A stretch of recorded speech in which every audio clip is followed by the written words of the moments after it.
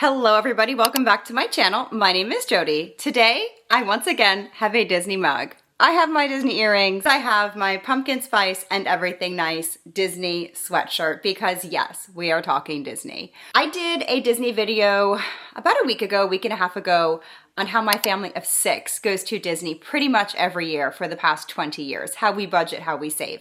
During the video, I asked, please, everyone, share in the comments what you agree with, what you don't agree with, and how you save.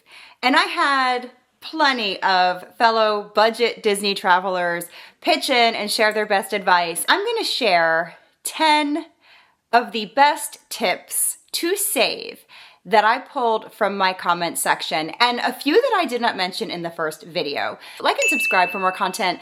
I not only do Disney, I can't be there all the time, unfortunately, but I also do family and I do plenty of gift guides, and I am really excited about Christmas coming. There'll be plenty of gift guides to share, but right now we're gonna get back to Disney. Number 1, which was a pretty unanimous opinion in the comment section of my last video, was skip the meal plan. This is because the meal plan per person adds an astronomical amount of money to your trip right off the bat. Is it convenient? Yes. However, I loved this. One viewer commented that they kept track of every single thing they ate on the trip and added it up at the end, and it still was less than the dining plan. And they weren't budgeting. They were eating what they wanted when they wanted. And at the end of the trip, what they spent was still less than the dining plan. The dining plan back in the day was worth it. The dining plan when it first came out was a wonderful value.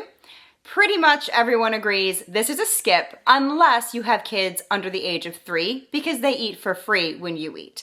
And naturally, a character buffet for a 2-year-old that loves Mickey Mouse, that 2-year-old will eat for free.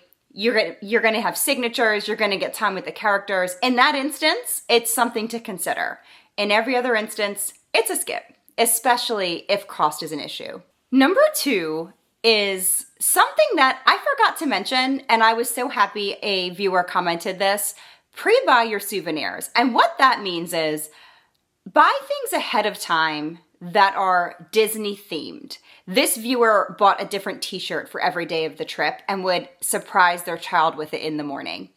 I had recommended to many people in the past, same idea, pack souvenirs with you, buy them ahead of the trip, on sale throughout the year when you see things, pick things up and pack them in your luggage and leave a little present for Mickey Mouse every day or at the end of the day.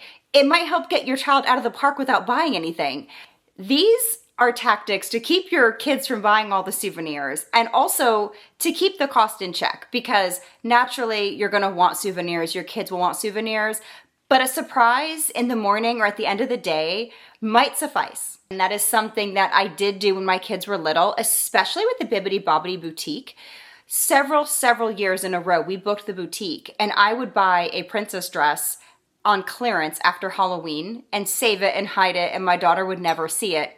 I would pack it in our luggage, and I would book the boutique for hair and makeup only. The day of the boutique, I would surprise her with a new princess dress. And that was a way to avoid the grand package, but she still got the experience and still enjoyed a new dress as well. There are ways to do things. Sometimes you have to just think ahead. If you do have your own transportation, you can drive right outside Disney and find fabulous souvenirs at local Targets, at the Walmarts.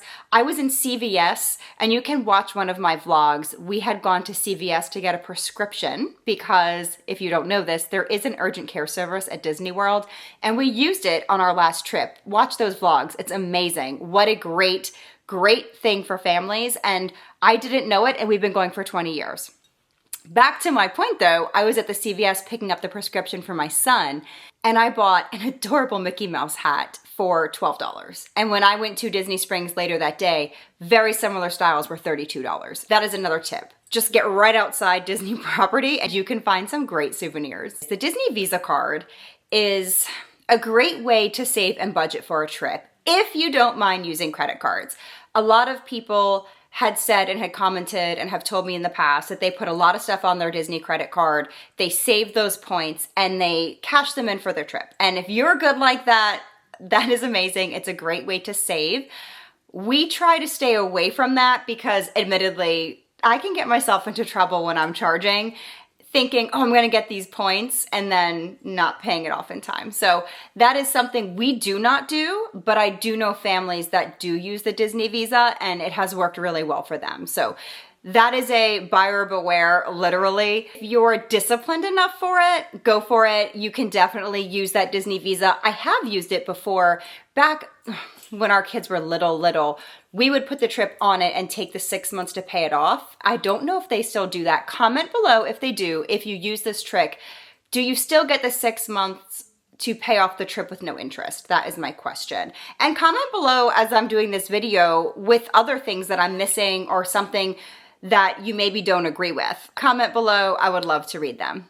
We are not annual pass holders. This is because we're a family of 6, and to buy an annual pass for a family of 6, we don't have that kind of money up front pretty much ever. However, we do save enough to have that one trip a year, especially when we are not buying the park hoppers. And that is another tip, is we skip the park hoppers, and many people commented they do the same thing as well. However, if you can buy the annual passes and you take 3 trips, I would say 3 trips to truly get your money's worth, you also receive discounts in the parks. You do get 20% off on merchandise and in the stores and on some meals. We have the DVC discount, which is very similar. So even though we don't have annual passes, we still save 20% in the World of Disney, at the gift shops, and on some meals. Usually it's 10 to 15% on the meals.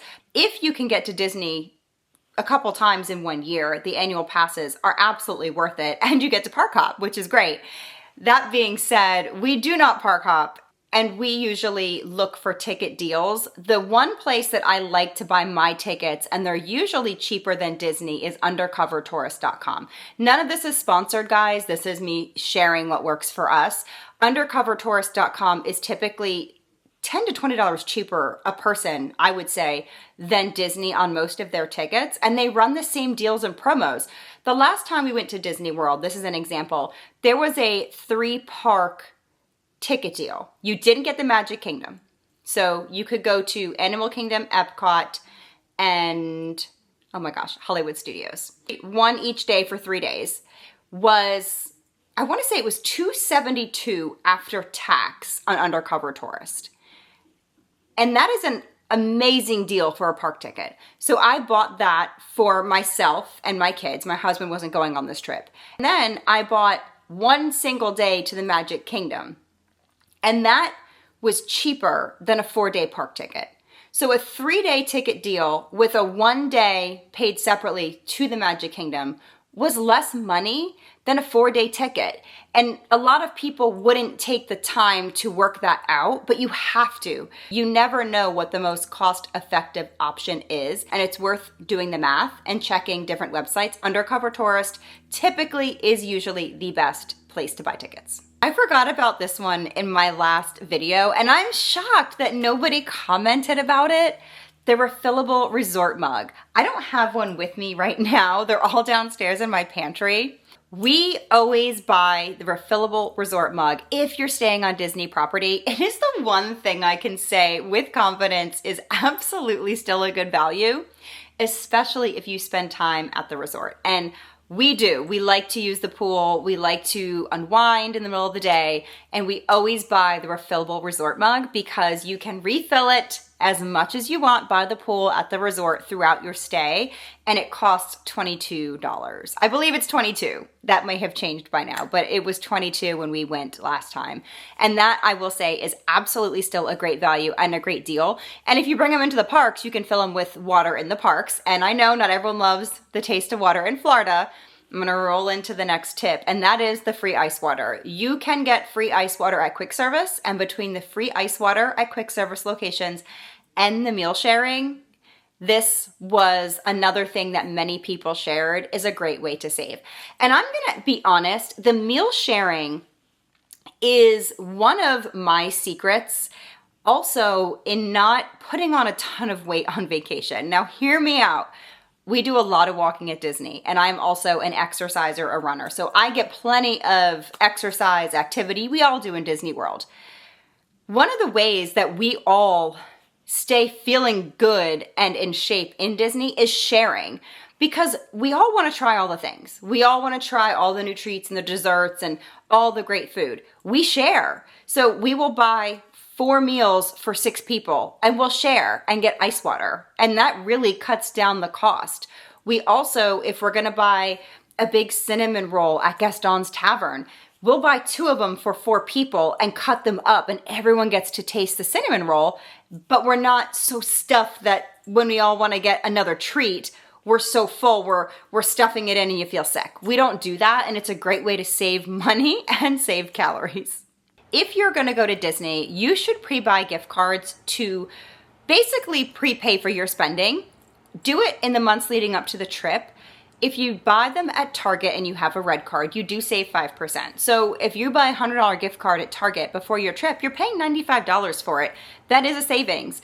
And a lot of the wholesale clubs, BJ's, Costco, Sam's Club, they will sell Disney gift cards at a slightly discounted rate, and everything adds up.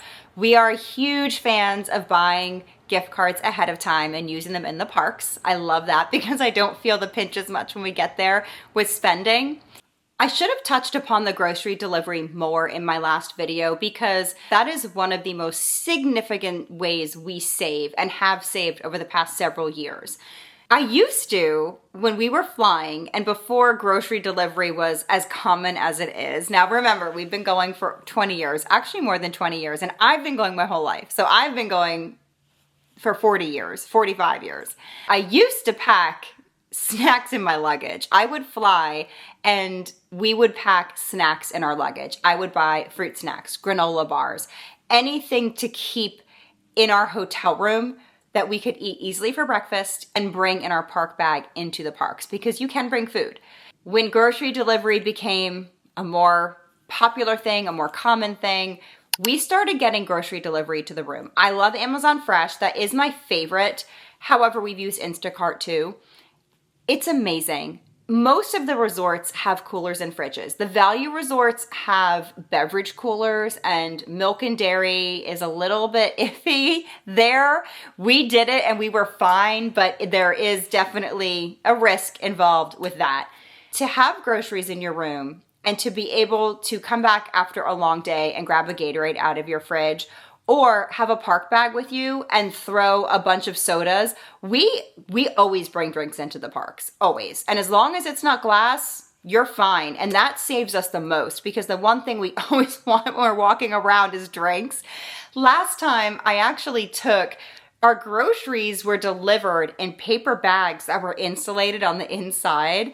And I actually cut the top of the bag. I might have ripped it, not sure if I had scissors, and put that insulated paper bag inside my Loungefly, and I put Diet Cokes and Gatorades in it, and they stayed cold for 3 hours. We took them out of my bag right before lunchtime and they were still cold. You can watch all my vlogs, guys. We do a lot. We do a lot of shopping and snacking and all the things, but if you want to watch how we vacation, you should go watch them because we have a great time, and trust me, we are not missing out on sit-down meals. We don't feel like we're missing out on skipping all that stuff. We still have a great time. And it's kind of funny because really my advice is skip everything extra, but you really don't need it. My last 2 tips are pretty self-explanatory, and I would say most people would watch this when they're planning a trip. However, if you've never gone to Disney, you might not realize the prices are different at different times of year, and they are. Watch your peak seasons, avoid the busy times of year, price out a few different options. Price out one trip and then pick a different week and price out that trip. They will be different, I promise. And when you get the option to purchase lightning lanes, you can purchase them, I believe right now it's a week ahead of time. This changes all the time, so always check all the websites and all the Disney things. Lightning lanes you also can skip, especially if you don't mind getting to the park when it opens. I do, however, buy lightning lanes for the most popular attractions. We buy single lightning lanes, those are SLL, and I usually pick the most popular attraction, which are always the single lightning lanes. On the Disney Experience app, you will see a week beforehand you can purchase lightning lanes, and you can purchase the lightning lanes as a group, and you get to pick 3 and then pick a new one every time you use one. Or you can buy a single lightning lane. We buy most often the single lightning lane, which is the longest wait in the park most often, and it's gonna save you a lot of time, which is money in Disney. However, if it's not in the budget, you can skip it. You can skip it, get to the park early, and watch the wait times throughout the day, and you'll be fine. That's a lot, guys. Disney is a lot. There's ways to make everything work, and with Disney, you really do have to price everything out. If you've never been, it's real easy to think you need the meal plan, you need the park hopper, and if you're using travel agents, they might suggest those things, and you don't know any better. And I really wanted to make this video because my first video did touch upon how we go to Disney every year, how we budget that every year. And we are a big family. And when I saw how many people share in the same types of vacations that we do, I don't think it's A, celebrated enough, or B, shared enough, because a lot of the Disney vloggers, they're trying the sit down meals and all the things, and it's the influencing. And I almost feel like I'm a Disney de-influencer because we just go and have a great time, and I promise you will too. You really don't need all the extras. Thank you so much for watching. This is gonna wrap up Disney for a bit. We do have a trip coming up in November. So if you subscribe for my Disney content, yes, we will have the Christmas party, and my daughters and I are going to Disney, and I cannot wait to share that. However, I hope you stick around for all the things, because I also love to share everyday lifestyle vlogs and gift guides. And my kids are teens and young adults. So if you have teens and young adults, I really hope you'll hit that like and subscribe and stick around, because I do have a lot of fun on this channel. Thank you so much for watching, and I will see you soon.